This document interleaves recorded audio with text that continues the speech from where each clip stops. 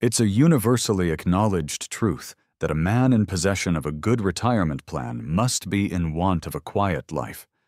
That's what I wanted anyway.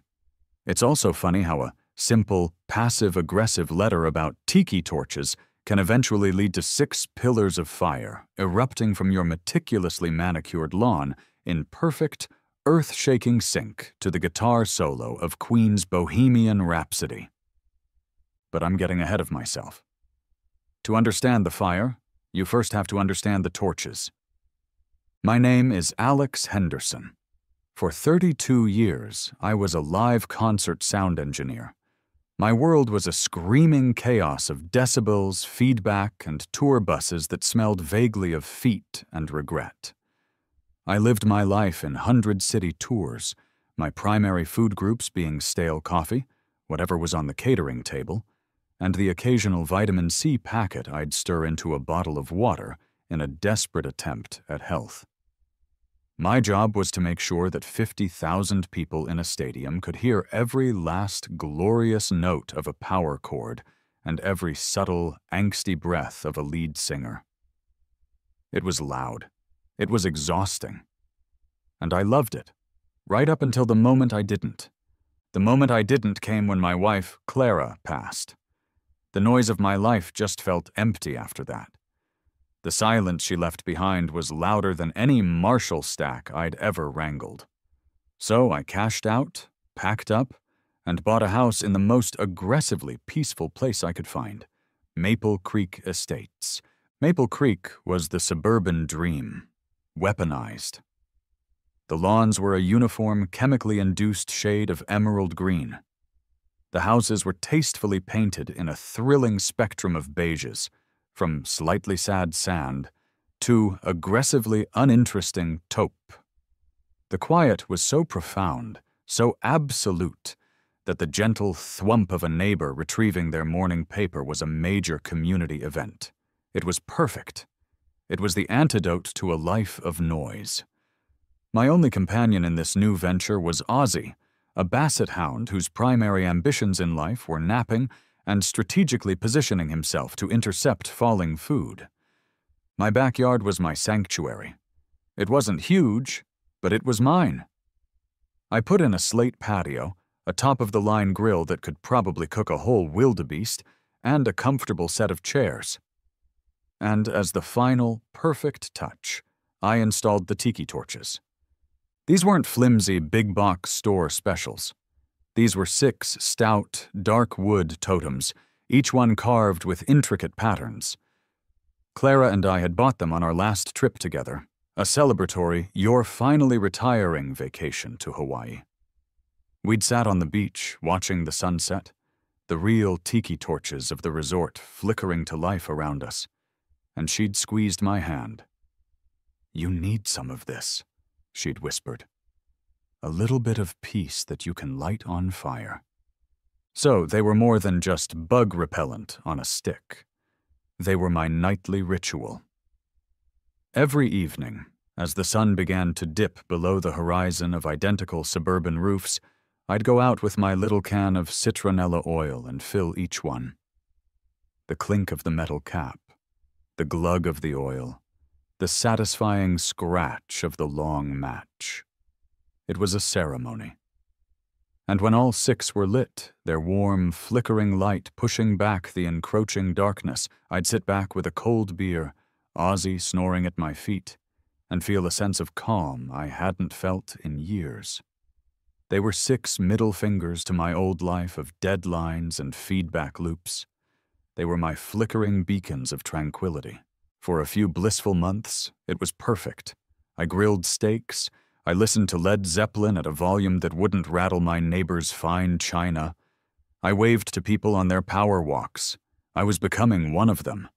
Or so I thought. My first inkling that something was amiss in paradise came during my first week. A woman with a haircut so severe it looked like it could cut glass, and a visor pulled down with military precision, stopped me while I was getting my mail. "You must be the new owner of 214, she said.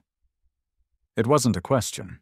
Her eyes flicked from my face to the small American flag I'd put on my mailbox for the 4th of July. A silly little thing with a cartoon eagle on it. Alex Henderson. A pleasure, I said, offering a hand she didn't take. Brenda Klein. I'm on the Architectural Review Committee for the HOA, she announced, the title landing with the weight of a Supreme Court appointment. Welcome to Maple Creek. We're so glad to have you. Her smile was a thin, bloodless line. Just a heads up, the association has a preferred palette for seasonal decor. That Uncle Sam on a bald eagle flag might be a touch outside the guidelines. I remember laughing, thinking she was joking. Lady, it's the 4th of July, not an architectural review, I thought. I just smiled and said, Good to know, and retreated into my house, shaking my head. I should have recognized the opening salvo. I should have seen the glint in her eye, the unmistakable zeal of a petty tyrant who had found a new, unregulated mailbox flag to conquer. But I was naive. I was a man in pursuit of peace, and I fatally underestimated the lengths to which some people will go to enforce their particular, beige-colored brand of it. I went back to my yard, fired up my grill, and lit my Tiki torches, blissfully unaware that I was lighting the fuse on the dumbest and most glorious war in the history of Maple Creek Estates. The beige envelope arrived on a Tuesday. I remember the day with perfect clarity because I had just achieved the perfect sear on a porterhouse steak, and the sky was a beautiful, cloudless blue. Ozzy was sunbathing on the patio, his long ears fanned out like solar panels. It was, by all accounts, a perfect day in my quiet little kingdom. Then I checked the mail. There it was, nestled between a coupon for a free car wash and a bill from the electric company. It was a crisp, business-sized envelope the color of weak tea. In the top left corner, embossed in a font that was somehow both elegant and threatening, were the words, Maple Creek Estates, Homeowners Association. You know the envelope, the one that's too nice for a bill but too sterile for a party invitation. It's the color of crushed dreams and enforced conformity. It felt less like a piece of mail and more like a summons. A cold knot formed in my stomach. I took it inside, placed it on my granite countertop, and stared at it as if it were a venomous snake. Well, Ozzy, I said to the dog, who had followed me in, sensing a disturbance in the force. It's happened. They've found us out. Ozzy just blinked his droopy eyes, unconcerned. I poured myself a glass of iced tea, took a deep breath, and slit the envelope open with a steak knife. The paper inside was thick, creamy, and felt far too expensive for the nonsense it was about to convey. I unfolded it and began to read. Dear Mr. Henderson, on behalf of the Maple Creek Estates Homeowners Association and the Architectural Review Committee, we would like to extend another warm welcome to the neighborhood. We take great pride in our community's shared commitment to safety, harmony, and aesthetic consistency. It has come to our attention that 6 Tiki-style torches have been installed in the backyard of your property at 214 Willow Lane. While we appreciate the desire for ambient outdoor lighting and a festive atmosphere, these fixtures are unfortunately in violation of our community bylaws. I stopped reading and looked at Ozzy. Ozzy, they've noticed I'm happy. This is a formal cease and desist order on my personal joy. Ozzy thumped his tail once, then let out a soft snore. He was no help at all. I continued reading, my voice taking on a tone of dramatic disbelief. Specifically, the torches are in violation of Bylaw 7, Section C, Paragraph 4. Prohibition of any non-permanent, open-flame lighting fixtures not powered by electricity or contained within a permanent, committee-approved fire pit structure. Furthermore, the presence of open flames, even when attended, can present a potential fire hazard and a smoke nuisance to your neighbors, who may wish to enjoy their own outdoor spaces without impediment. Our community strives to ensure that every resident can enjoy their property to the fullest. Smoke nuisance, I scoffed, gesturing wildly with the letter. It's citronella.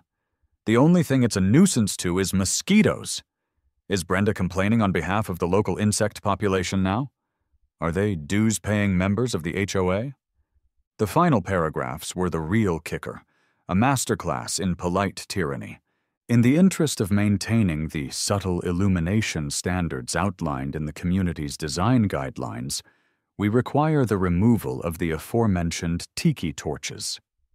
We kindly request that you bring your property into compliance within 7 business days of the date of this letter. Failure to comply will result in a formal warning, followed by fines as outlined in the HOA Charter. We appreciate your prompt cooperation in this matter and thank you for helping us keep Maple Creek Estates the beautiful and safe community we all love. Sincerely, the Maple Creek Architectural Review Committee. There was no individual signature, of course, just the sterile corporate stamp of the committee. But I knew. Oh, I knew. The fingerprints of Brenda Klein were all over this document. Subtle illumination. That had Brenda written all over it. The woman probably thought a 40-watt bulb was a bit flashy. I walked to my kitchen window, which looked out over my backyard, and beyond the fence, Brenda's own surgically precise garden. And there she was. Dressed in her usual power-walking attire, she was tending to a row of rose bushes that were so uniform they looked like they'd been created in a lab. She must have felt my eyes on her, because she looked up, straight at my window. She gave me a small, tight smile and a little wave. It wasn't a friendly wave. It was a checkmate wave. A wave that said, "I have vanquished your festive, flame-based lighting, and soon your non-compliant mailbox flag shall fall as well." That was the moment the disbelief curdled into pure, unadulterated indignation. This wasn't about safety. My torches were stuck firmly in the ground, miles away from anything flammable. It wasn't about smoke. My grill produced 10 times more smoke, and half the neighborhood had chimeneas. This was about power.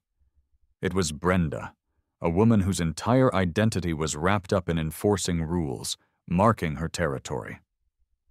My little patch of Hawaiian tranquility was an affront to her beige world order. I folded the letter and tapped it against the counter. My first instinct, the one that came from years of dealing with entitled rock stars, was to go over there and have a discussion. But I knew that was a losing battle. You can't reason with a person who weaponizes bylaws. Arguing with an HOA committee member is like wrestling with a pig in mud. After a while, you realize the pig likes it. No, a direct confrontation was what she wanted. She wanted me to yell, to get angry, to prove I was the unreasonable newcomer. I wouldn't give her the satisfaction, and I looked at the letter again, a new thought forming in my mind. A thought born from decades of dealing with ridiculous contractual demands and absurd technical riders from bands. If they wanted compliance, I would give them compliance. I would give them compliance so complete, so total, and so utterly pathetic that they would rue the day they ever picked a fight with a retired sound guy with too much time on his hands. The war had begun, and my first weapon of choice would be malicious compliance. The next Saturday, I launched Operation Pathetic Lighting. I made a whole show of it, knowing full well that the curtains at 212 Willow Lane were likely twitching with Brenda's eagle-eyed surveillance. I whistled a cheerful, off-key tune as I walked out to my backyard with an empty box. One by one, I carefully uprooted my beautiful tiki torches. I wiped each one down with a soft cloth, polished the metal fuel canisters, and laid them to rest in the box like fallen soldiers. I sealed the box with packing tape, and, with a dramatic sigh for my audience of one, I carried it to the garage. Stage 1 was complete. I had, publicly and demonstrably, complied. My smug victory, I thought, would come from what replaced them. That afternoon, I drove to the biggest home and garden superstore in a 20-mile radius. I walked past the tasteful, elegant, solar-powered path lights. I ignored the chic, modern LED fixtures. I went straight to the seasonal clearance aisle, the island of misfit lawn decor. And there, I found my weapons. They were perfect. A box of 12 solar-powered garden lights, each one shaped like a cheerful, bearded gnome holding a tiny lantern. Their painted-on smiles were idiotic. Their little red hats were an affront to good taste. According to the box, they would provide a magical, whimsical glow to my garden path. The picture showed them casting a light so faint, so utterly useless, that it made the surrounding darkness look even darker. They were everything Brenda's subtle illumination standard could ask for, filtered through a lens of pure spite. I bought 2 boxes. Back home, I installed them with the meticulous care of a bomb disposal expert. I measured the distance between them perfectly. One anemic gnome every 5 feet, encircling my entire patio. It looked utterly ridiculous. My beautiful, tranquil backyard now looked like it was being invaded by a tiny, smiling cult. As dusk fell, their magic began. One by one, they flickered on, emitting a weak, sickly yellow-green light. It was the color of disappointment. The collective output of all 24 gnomes was probably less than a single one of my old Tiki torches. It was hideous. It was beautiful. It was a masterpiece of passive aggression. The next evening, I got the reaction I was hoping for.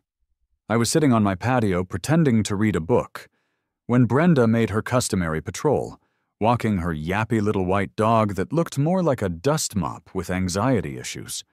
She slowed as she passed my yard, her eyes scanning the perimeter.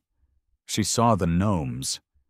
For a second, her face registered confusion, but it was quickly replaced by a look of smug, triumphant victory. She thought she had broken me, that in my grief over my lost torches, I had resorted to this aesthetic atrocity. She had won. She gave me a curt, satisfied nod, the kind a general gives after a successful campaign, and continued on her walk. I waved back with a smile so wide and fake it made my cheeks hurt. I had won, I thought. I'd followed her stupid rule to the letter and made my yard look like a fool's paradise in the process. She couldn't possibly have a problem with this. It was solar-powered. It had no flame, and the illumination was so subtle it was practically theoretical. Check, check, and check. My victory lasted exactly 4 days. The second beige envelope arrived on a Thursday. This time, I didn't hesitate. I ripped it open right there at the mailbox. The tone of this letter was noticeably colder. The syrupy, sweet welcome was gone, replaced by a brisk, bureaucratic chill. Dear Mr. Henderson, this letter is a follow-up to our previous communication regarding community bylaws. We thank you for your prompt removal of the non-compliant open flame fixtures. However, the Architectural Review Committee has now noted the installation of 24 decorative gnome figures in your backyard area. While we appreciate your exploration of alternative lighting solutions, these items are in direct violation of Bylaw 11, Section A, Paragraph 9. I had to read the paragraph number twice. Bylaw 11? How deep did this rabbit hole go? Bylaw 11, Section A, Paragraph 9 states, "To maintain a consistent and naturalistic landscape aesthetic, all forms of figurative or whimsical lawn ornamentation are prohibited. This includes, but is not limited to, statues of persons or animals, gnomes, flamingos, and other novelty figures." Whimsical lawn ornamentation, I muttered under my breath. These people have bylaws against fun. The letter continued, twisting the knife. To adhere to the Maple Creek Estates design guidelines, we suggest simple, ground-level uplighting in a soft white or warm amber hue, with fixtures that are unobtrusive and blend into the landscape.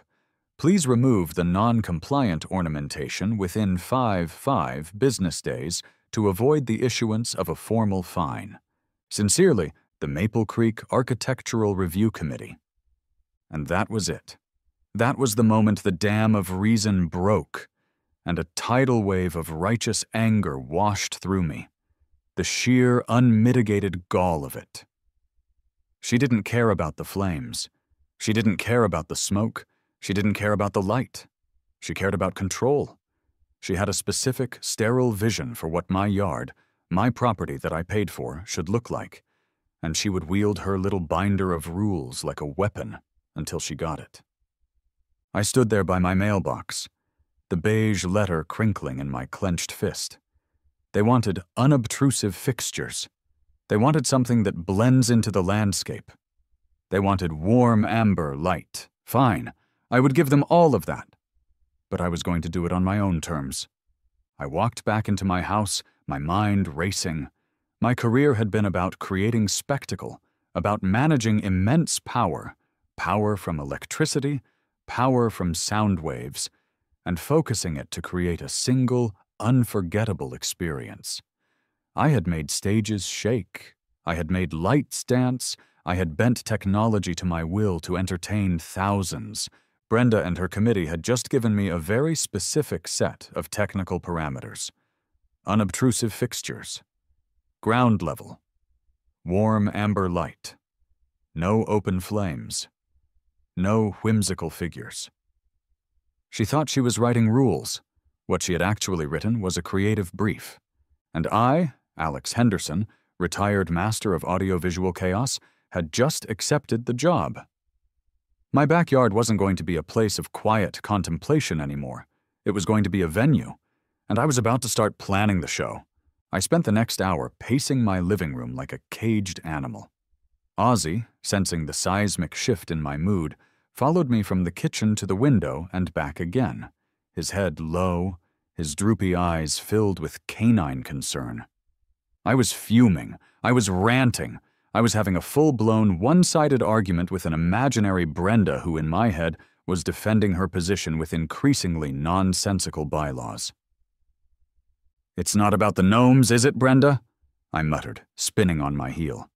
"This is about crushing the human spirit, one ceramic mushroom at a time." Ozzy whined softly and put his head on my knee, as if to say, "Please calm down, the vibrations are disturbing my nap." I sank onto the couch, defeated. I had tried being peaceful. I had tried being clever. Both had failed.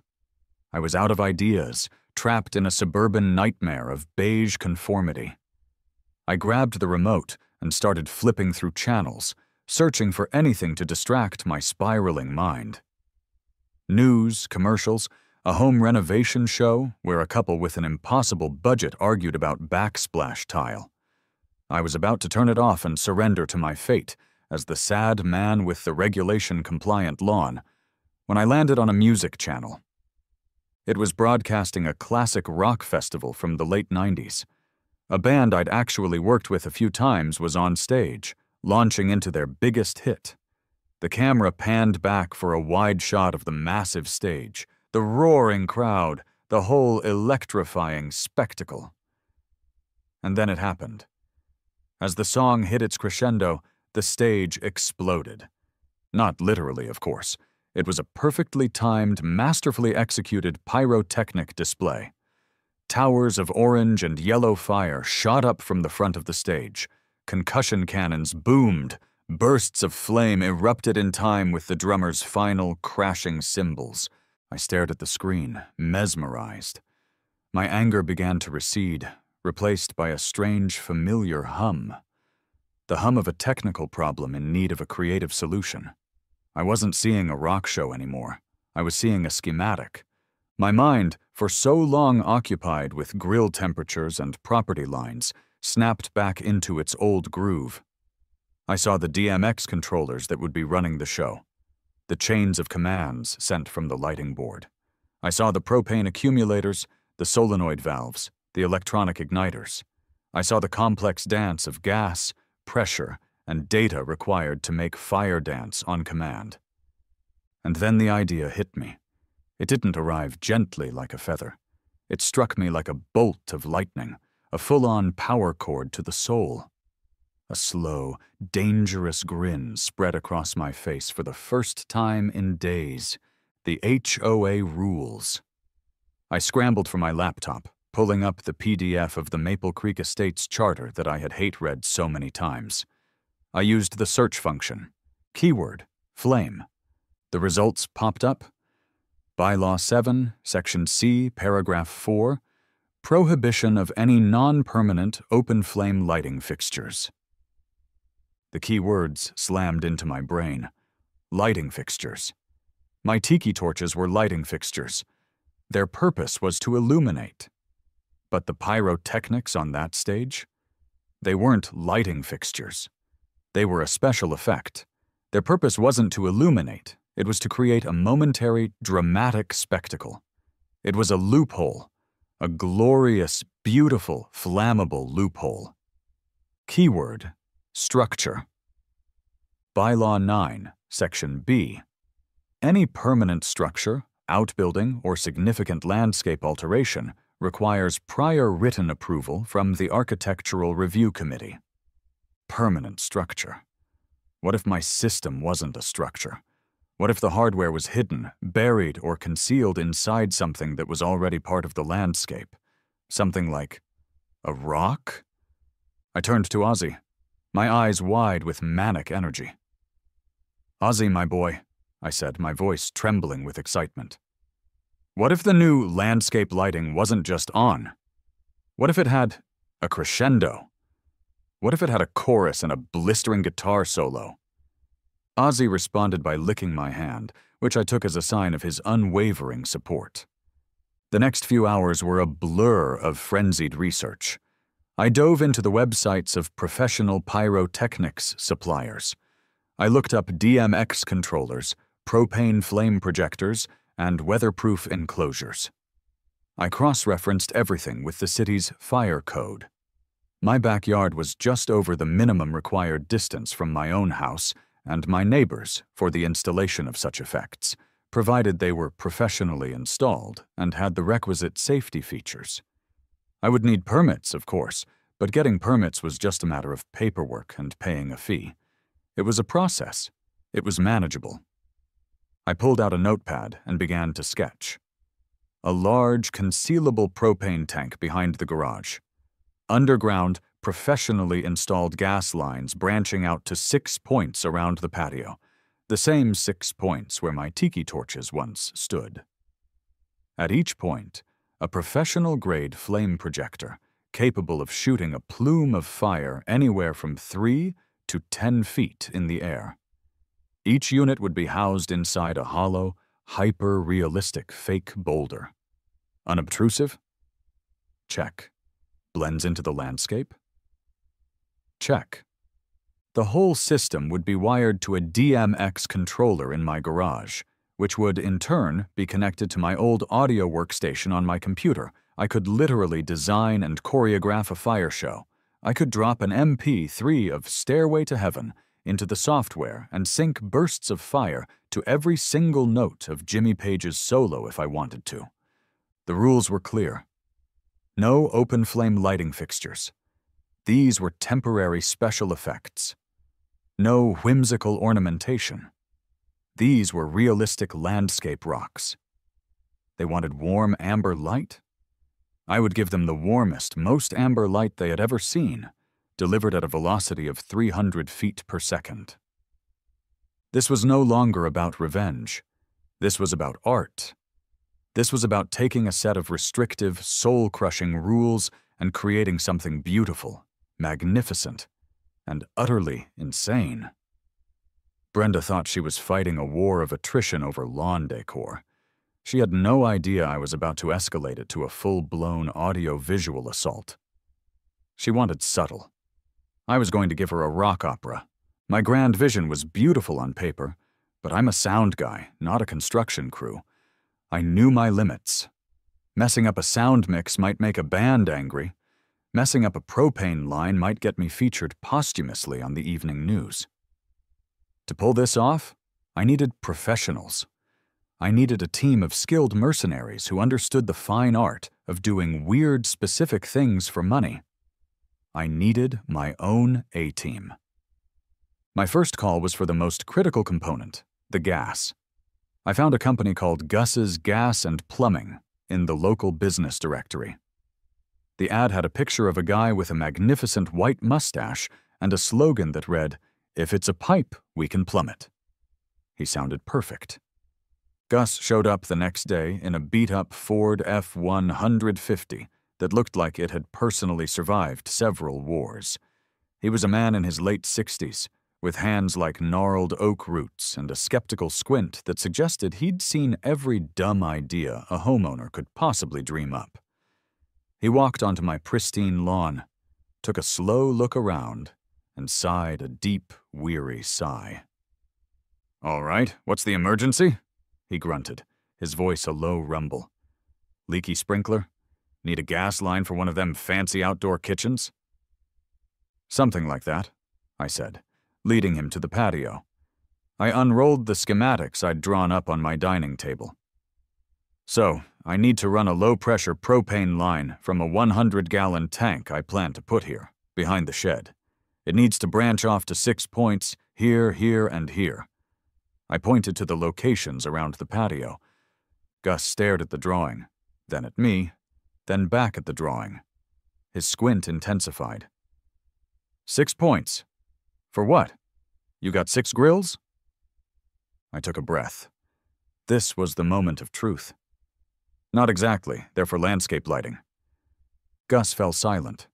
He just stared at me for a solid 10 seconds, his expression unchanging. I could practically hear him mentally calculating what level of crazy he was dealing with. "Son," he said finally, his voice gravelly, "I've been fitting pipes for 45 years. I've put gas lines in for stoves, for furnaces, for pool heaters, for the eternal flame at the VFW hall. I have never, not once, seen a light that runs on propane." "Well, you're in for a treat," I said with a grin. I showed him the spec sheet for the flame projector units I'd ordered. His eyes scanned the technical details: PSI ratings, valve types, ignition mechanisms. The skepticism on his face slowly, almost imperceptibly, began to melt away, replaced by a flicker of something else: professional curiosity. "Huh," he grunted. "Propane accumulator with a solenoid valve. Smart. So it just shoots a fireball?" "A plume," I corrected. "A precisely controlled plume of fire, not a ball. That would be dangerous." He chuckled, a dry, rusty sound. "Right, plume." He looked around the neighborhood, at the identical houses and the flawless lawns. He glanced over at Brenda's house, where a small sign by her door politely requested that visitors not ring the bell between 1 p.m. and 3 p.m. due to scheduled quiet time. He looked back at me, and a slow grin spread across his face, cracking the leather of his cheeks. "My wife's on the board of our HOA," he muttered, as if sharing a deep secret. "They tried to write her up last month because her garden hose wasn't coiled in a clockwise direction." He slapped the schematic with the back of his hand. "I'll do it, and I'll give you the Fighting the Man discount." Gus was in. Next, I needed the brains of the operation. The tech wizard who could bridge the gap between my old-school analog brain and the digital world of DMX controllers. I found a listing on a local university job board for a student-run business called Smart Home Sorcery. The founder, Leo, agreed to come by for a consultation. Leo arrived not in a truck, but on an electric skateboard, gliding to a silent stop at the end of my driveway. He was maybe 20, with a shock of blue hair, horn-rimmed glasses, and an infectious, high-energy enthusiasm. He looked like he'd been raised exclusively on a diet of energy drinks and YouTube tutorials. I led him to the garage, where the control units and the DMX board were laid out on my workbench. I tried to explain my vision. "So, the idea is to have the 6 flame units all networked back to this DMX controller. I began. "I want to be able to program sequences."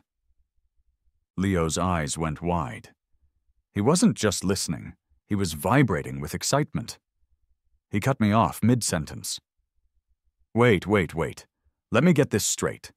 You're running a daisy-chained DMX 512 signal out to 6 individual propane effect heads. You want to MIDI sync the controller to a digital audio workstation, probably Ableton or Logic, so you can map specific MIDI notes to trigger DMX channels. So you can, make fire shoot up on the downbeat of a song? I blinked. Yeah, that's exactly it. "Dude!" he shouted, throwing his hands in the air.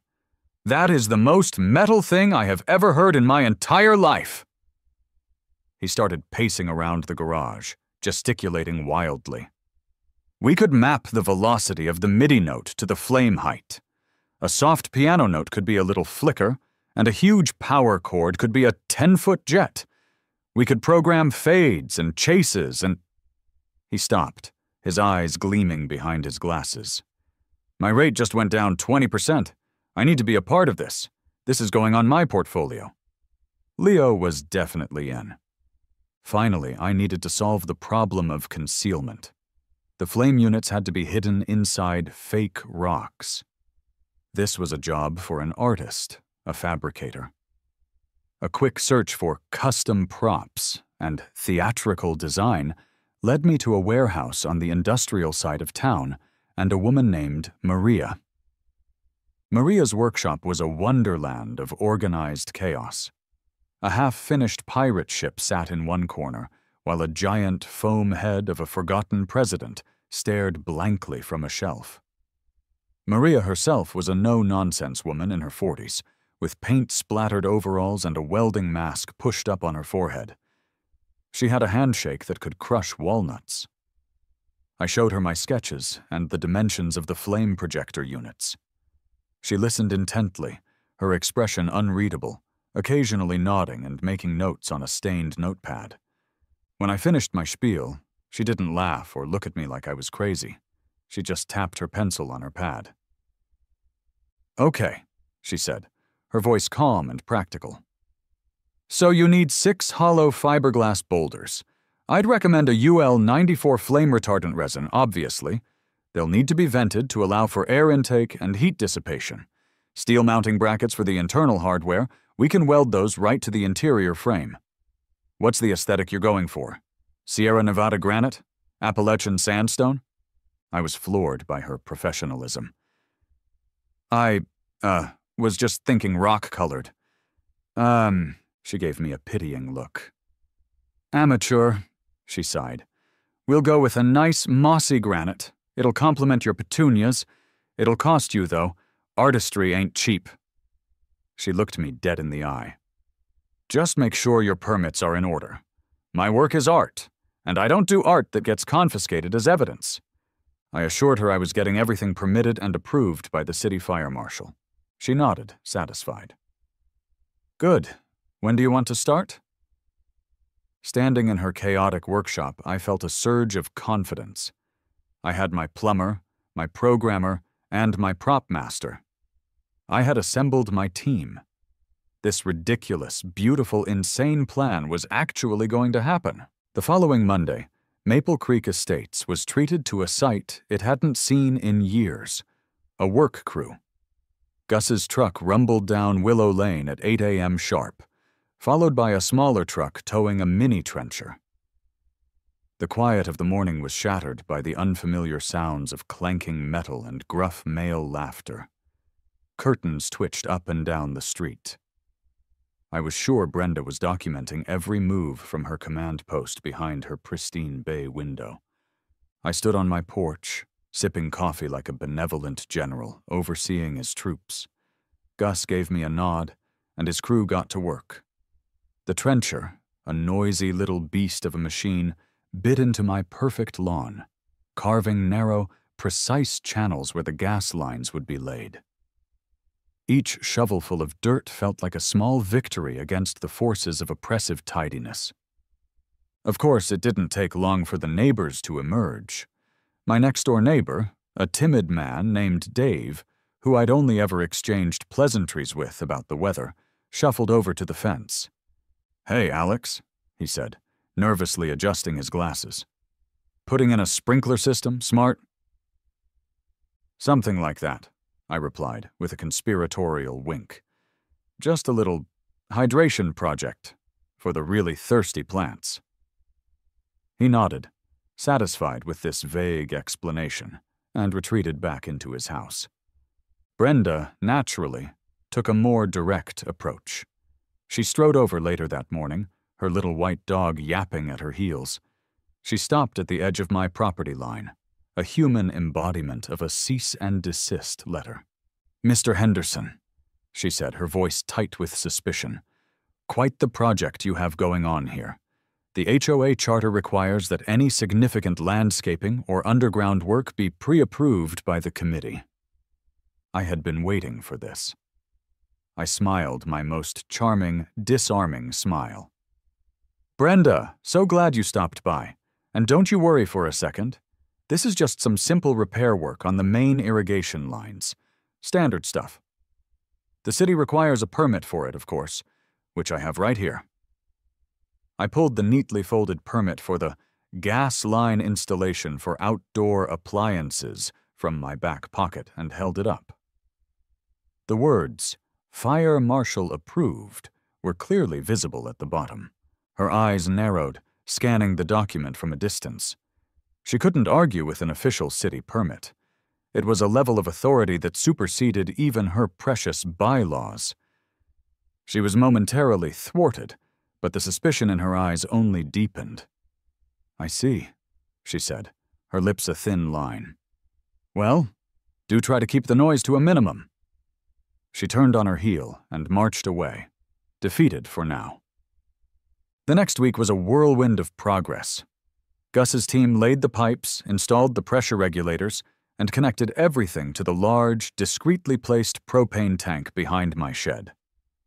Meanwhile, Leo and I turned my garage into a tech lab. We spent a weekend surrounded by spools of wire, laptops, and the faint smell of solder. We networked the 6 flame projector units, assigning each one a unique DMX address. Leo, in his element, wrote a custom patch so my audio software could communicate flawlessly with the DMX controller. This was my world.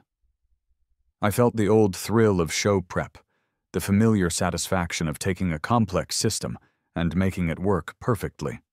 I sat at my computer, dragging an audio file of AC/DC's Thunderstruck into the timeline. I started programming a simple sequence, assigning a small burst of fire to each of Angus Young's opening guitar notes. On the software's visualizer, little icons representing the flame heads lit up in perfect time. It was going to work.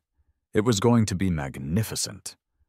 Of course, no production is without its technical rehearsals and near disasters. The day came to test the first unit. Maria had delivered the fake boulders a few days earlier, and they were masterpieces. They looked more like rocks than actual rocks did. We placed one over the first flamehead near the patio, ran the final connections, and stood back, a fire extinguisher at the ready. "All right," I said into a walkie-talkie to Leo, who was in the garage. "Give me a 1-second test burst at 10% power." "Copy that," Leo's voice crackled back. "Test burst on 3. 1, 2. There was a loud click from the electronic igniter inside the rock, followed by a soft hiss of propane. And then, instead of the gentle whoosh I was expecting, there was a deep, guttural whoomp. A ball of orange flame, far larger and angrier than anticipated, erupted from the top of the rock. It shot about 3 feet into the air before vanishing as quickly as it appeared, leaving behind the smell of burnt propane and singed pride. I yelped and jumped back, patting my face. My eyebrows felt crispy. "Whoa," Leo's voice yelled over the radio. "Okay, so the initial accumulator charge might be a little hot. My bad, we'll dial that back." I ran a hand over my forehead. A few blackened hairs came away. "You think?" I said, my heart hammering in my chest. My face smells like a campfire. We spent the rest of the afternoon calibrating pressures and durations, turning the angry fireballs into elegant, controllable plumes of flame. The costs were mounting. Gus's labor, Leo's programming genius, and Maria's artistry didn't come cheap. I looked at the growing pile of invoices on my desk and didn't even flinch. This wasn't an expense. It was an investment in personal liberty. It was therapeutic pyrotechnics. As the final week of the build came to a close, everything was in place. The trenches were filled, the lawn reseeded. The 6 mossy granite boulders looked like they had been part of the landscape for 1,000 years. They were quiet, unobtrusive, and perfectly compliant. To the casual observer, my backyard was just a peaceful, tastefully landscaped space. But I knew the truth. Beneath the calm green grass lay a network of pipes and wires. Inside those unassuming rocks sat 6 tamed dragons, waiting for a signal from my computer to awaken and breathe fire. The stage was set. The system was armed. And I was already picking out the opening number for the greatest show Maple Creek Estates had ever seen. The day of the premiere, I felt a familiar buzz in my veins, the same electric hum I used to get in the moments before a show went live. It was a mix of nervous energy, meticulous planning, and the giddy anticipation of unleashing controlled chaos upon an unsuspecting audience. My audience, in this case, was an entire neighborhood, but my primary focus was the critic in the front row seat at 212 Willow Lane. My first step was to lay the groundwork of plausible deniability. That afternoon, I drafted a carefully worded email and sent it to the entire HOA community mailing list. Subject, system test, new landscape lighting. Hello neighbors, just a quick heads up. I've recently installed a new low-voltage landscape lighting system and will be running a few final tests this evening around dusk. You might notice some flickering lights and brief periods of brightness as I calibrate the system. Apologies in advance for any minor visual disturbances. All the best, Alex Henderson, 214 Willow Lane. Flickering lights. Brief periods of brightness. The understatement was so monumental it was practically a work of art. As evening approached, I prepped my command center in the garage. My laptop was open, the audio timeline queued up. The DMX controller hummed softly, its little green lights indicating that all 6 flame units were online and ready. For the grand debut, I had agonized over the perfect song. It needed to be iconic. It needed to have dynamics, soft parts, loud parts, and a face-melting climax. It had to be Bohemian Rhapsody. It was a 5-minute and 55-second rock opera, and it was perfect. Dusk began to settle over Maple Creek Estates. The sky turned a deep shade of purple, and the automatic porch lights of my neighbors flickered on one by one. I sat on my patio, a cold beer in hand, trying to look casual. I saw a few neighbors in their own backyards, firing up their grills, enjoying the pleasant evening. Brenda was visible through her kitchen window, washing dishes. Perfect. The house lights were down, the audience was in their seats. I took a deep breath, pulled out my phone, and used the remote desktop app to access my laptop in the garage.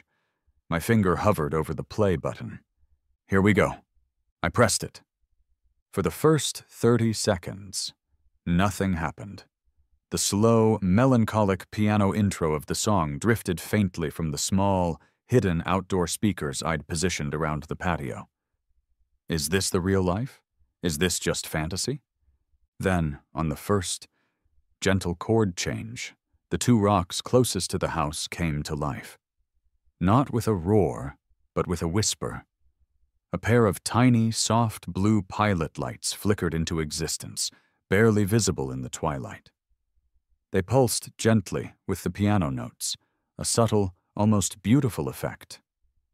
My neighbor Dave, tending his grill, glanced over and seemed to notice the little lights, but just gave a small, curious shrug and went back to his burgers.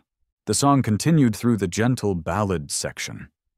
I programmed the pilot lights to follow Freddie Mercury's vocals, flickering softly, a warm, inviting amber color. Mama, life had just begun. It was tasteful. It was subtle. It was everything the HOA could have ever wanted. It was the bait. And then, at 2 minutes and 37 seconds, the song shifts. The opera section begins. I see a little silhouetto of a man. On Scaramouche, 2 of the middle rocks ignited with a sharp whoosh, sending 2-foot plumes of fire into the air. They vanished instantly. Scaramouche, can you do the fandango? Whoosh, whoosh, the other 2 middle rocks answered. My neighbor Dave dropped his tongs. Across the street, a couple out for a walk stopped dead in their tracks, their mouths agape. Inside her kitchen, Brenda's head snapped up. Thunderbolt and lightning, very, very frightening me. On each word, a different rock fired a rapid-fire succession of short, percussive bursts. Pop, pop, pop, pop, pop, pop. The sound was sharp, a deep thump that you felt in your chest. The quiet evening was shattered. Galileo, a voice sang from the speakers. Whoosh! A 4-foot plume of fire shot up from the far left rock. Galileo. Whoosh! The far right rock answered. Galileo Figaro. Whoosh, whoosh, whoosh! 3 rocks fired in quick succession. People were coming out of their houses now. Phones were being raised. I could see the little red dots of recording lights from across the street. This was no longer a system test. It was a public performance. And then came the climax, the head-banging rock section.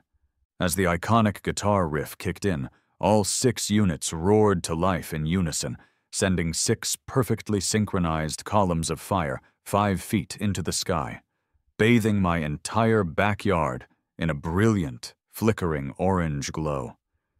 The heat washed over me on the patio. The sound was a deep, satisfying roar. For the entire duration of the guitar solo, I had the flames dancing. They pulsed. They chased each other around the patio. They swelled and shrank with the music. They weren't just pillars of fire. They were alive, a chorus line of pure, unadulterated rock and roll energy. As the song reached its final crashing crescendo, I programmed the grand finale. All 6 units fired one last time, shooting their plumes to their maximum programmed height of 10 feet. They hung in the air for a glorious 3 seconds, a miniature Stonehenge of fire, before vanishing into the night, plunging the yard back into darkness. The final, soft piano notes played out over the sudden, ringing silence. Nothing really matters to me. For a moment, nobody moved. The entire neighborhood seemed to be holding its breath, and then from a few yards down, I heard it.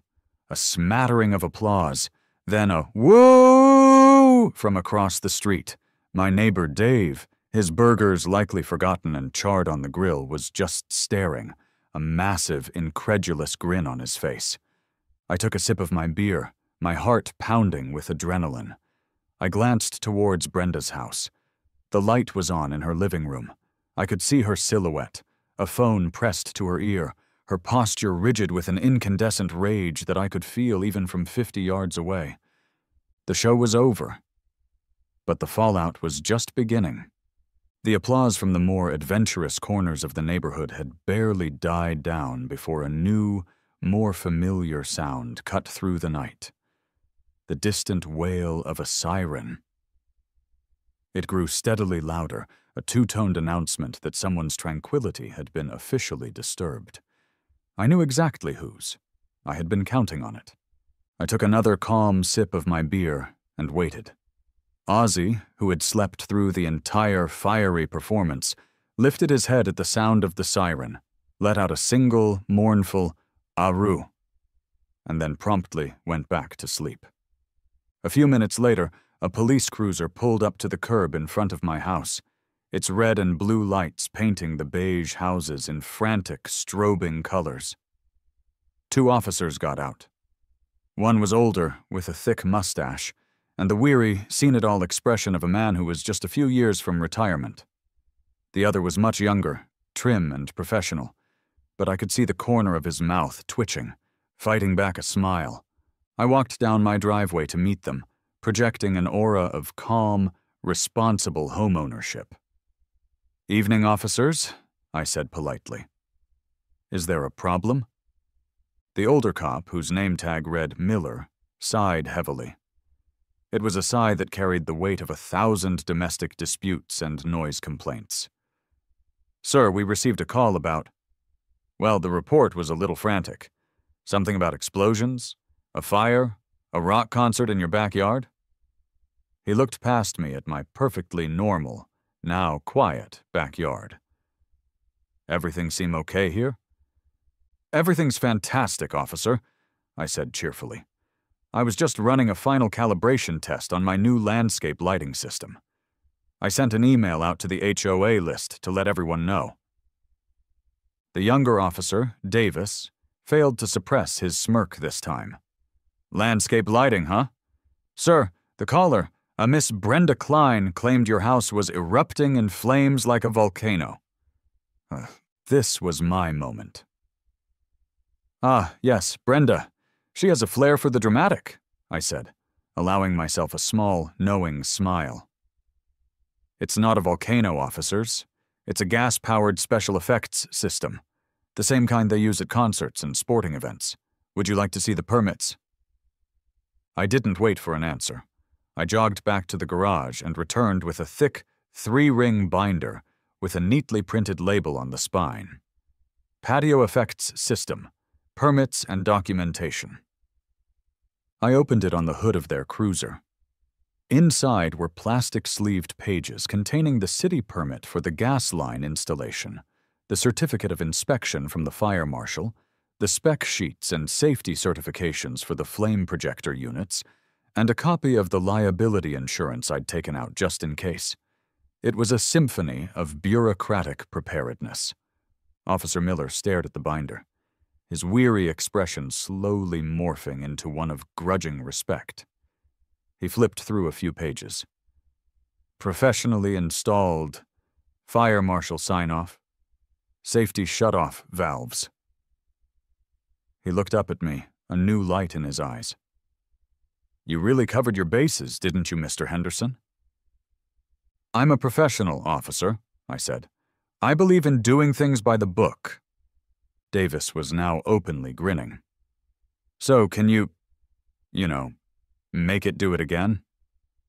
Before I could answer, my neighbor Dave came scurrying over, his face flushed with excitement. "Officers, everything's fine," he said breathlessly. "It was amazing. It was like Kiss was playing in his backyard. You should have seen it." Miller held up a hand to quiet him down. "We appreciate that, sir." He turned back to me. "Look, Mr. Henderson, your paperwork seems to be in order. Technically, you haven't broken any laws, but a 911 call was made, so we have to check it out. Can you demonstrate the system for us? Just so we can report back that it's a controlled effect, and not, a volcano." "My pleasure," I said. I led them back to the patio. I took out my phone. "I won't do the whole show, just a little something so you can see how it works." I queued up a different program, a simple one I'd named The Intimidating Poof. "Watch the rock over by the bird bath." I tapped the screen. There was a click, a hiss, and a single, crisp plume of fire shot about 4 feet into the air with a satisfying whoomp. It lasted for exactly 1 second, and then vanished. Davis let out an involuntary, "Whoa!" Miller just shook his head, a slow smile finally breaking through his professional weariness. "So let me get this straight," he said, rubbing his temples. "She called in an explosion because your garden is synchronized to Queen?" "In my defense," I replied, "it was the guitar solo. It's a very powerful moment in the song." Miller chuckled and closed his notepad. "All right, Mr. Henderson. You've made your point. We'll go have a chat with Miss Klein about the proper use of emergency services." He gave me a look that was one part warning and one part pure amusement. "Try to keep the rock operas before 10 p.m., okay?" "You have my word, officer," I said. As they walked back to their car, I saw the outcome I hadn't even dared to hope for.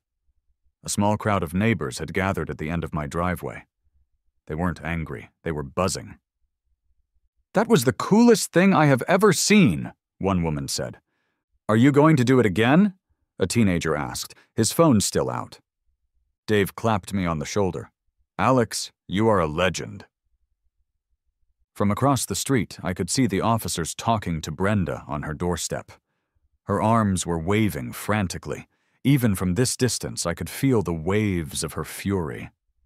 But it didn't matter. The tide had turned. She had tried to isolate me, to paint me as a rule breaker. But by calling the cops and being so spectacularly wrong, she had only exposed her own petty tyranny. I hadn't just built a fire show. I had sparked a small, suburban rebellion. The email announcing the emergency HOA meeting arrived in everyone's inbox less than 24 hours later. The subject line was written in all caps, a clear sign of Brenda's panic. The stated purpose was to discuss recent events constituting a grave safety and nuisance violation, and to propose an immediate amendment to community bylaws. I knew this was it. This was the final battle. Brenda was making her last stand. The meeting was held in the community clubhouse, a sterile room that smelled of air freshener and quiet desperation. The turnout was unusually high. Normally, these meetings were attended by a handful of retirees with nothing better to do. Tonight, the room was nearly full. People had seen the show. They had seen the police arrive and leave without arresting me. They were curious. They smelled blood in the water. Brenda stood at a podium at the front of the room, flanked by two other committee members who looked deeply uncomfortable. She had a massive 3-inch binder in front of her, filled with tabs and highlighted sections. She was armed for war. I took a seat in the front row, placing my own much slimmer binder on my lap. Ozzy was waiting in the car. I'd promised him a victory cheeseburger if this went my way. Brenda banged a small gavel, and the room fell silent. She began her presentation, her voice trembling with a fury she was barely managing to contain. She spoke of flagrant disregard for community standards, of terrifying explosions, and of the unacceptable stress caused by my deplorable spectacle. She painted a picture of a peaceful neighborhood suddenly terrorized by a pyromaniac with a rock and roll fixation. "This man," she said, pointing a finger at me, "has violated the spirit, if not the letter, of our laws. He has made a mockery of our rules and endangered us all." She then opened her binder and began citing bylaws, proposing an emergency amendment to be voted on that night. The proposed amendment was a masterpiece of totalitarian overreach. It sought to ban any and all devices, professional or otherwise, that produce an open flame, controlled or uncontrolled, for any purpose, decorative, celebratory, or otherwise. It was a blanket ban on fire, forever. When she finished, a tense silence filled the room. All eyes turned to me. The committee president, a reasonable man named George, cleared his throat. "Mr. Henderson, do you have a response?" "I do," I said calmly. I walked to the podium, opened my own binder, and addressed the room. "Good evening, everyone. My name is Alex Henderson, and I'm the pyromaniac with the rock and roll fixation," I began. A few nervous chuckles rippled through the crowd. I want to thank Brenda for her passionate, if slightly exaggerated, presentation, and I'd like to address her points, not with emotion, but with facts. One by one, I dismantled her entire argument. I held up my city-issued permits. This isn't a rogue operation. This is a fully permitted, professionally installed system that was inspected and approved by the city fire marshal, whose job it is to assess actual danger, not just grave feelings. I held up the HOA bylaws. Brenda is right. I did not violate the letter of the law, because I read the laws very, very carefully. Bylaw 7 prohibits open flame lighting fixtures. My system is a temporary special effect. Bylaw 11 prohibits whimsical lawn ornamentation. My system is housed in realistic landscape rocks. I haven't broken a single rule. I then addressed the nuisance complaint. Last Friday, I ran my system for exactly 5 minutes and 55 seconds. I did it at 8:30 p.m. Well before the county noise ordinance kicks in at 11 p.m., I even sent out an email warning everyone in advance. I have been, by every objective measure, a considerate and law-abiding neighbor. I paused, looking around the room, making eye contact with my neighbors. The real issue here isn't fire or noise. It's about control. The first letter I received was about my Tiki torches I brought back from a final vacation with my late wife. When I complied by replacing them with solar gnomes, I received a second letter because those were too whimsical. The message was clear. My yard had to look exactly the way the committee, specifically its most zealous member, wanted it to look. Not safe, not clean, just the same. I looked directly at Brenda. This isn't about community standards. This is a personal crusade. And frankly, I think we all have better things to do than legislate each other's garden decor. I finished and sat down. The silence that followed was different. It was thoughtful. Then, a hand went up in the back. It was Dave. I, for one, thought it was incredible, he said, his voice stronger than I'd ever heard it. And frankly, I'm tired of getting notices because my recycling bin is 2 inches too close to the curb. We need rules, yes, but this has gotten out of hand. Another hand went up. A woman I didn't know stood up. The Architectural Review Committee denied my request to plant sunflowers because they were not in keeping with the neighborhood's subdued floral palette. Sunflowers, this has to stop. Suddenly, the floodgates opened. For 20 minutes, a succession of residents stood up and aired their own grievances against Brenda and her committee's reign of petty tyranny. Complaints about the wrong shade of white for a window trim, the wrong type of gravel for a walkway, the wrong kind of welcome mat. Brenda sat at the podium, her face pale, her binder of rules useless against a tidal wave of community resentment. She had lost the room. She had lost the war. George, the president, called for a vote on Brenda's proposed fire ban. It was voted down 38-3. The 3 votes in favor were Brenda and her 2 miserable-looking committee members. Someone then made a motion for a vote of no confidence in Brenda as the chair of the Architectural Review Committee.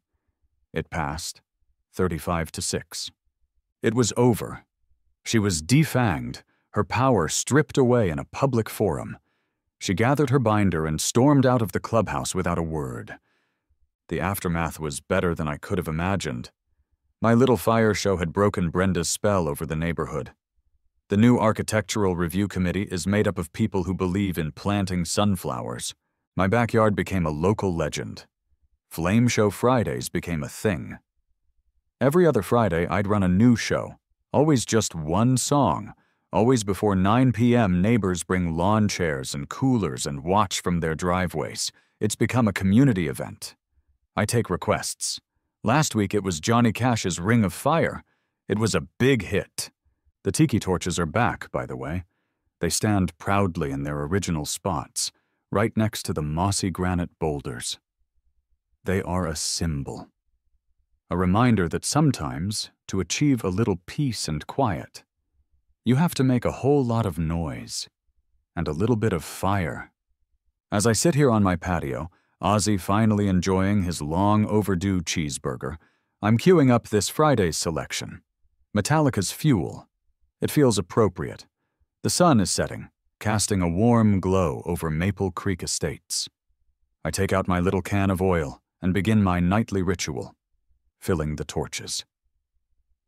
The flickering flames rise up, gentle and warm, a perfect, subtle illumination against the coming night. At least until the show starts.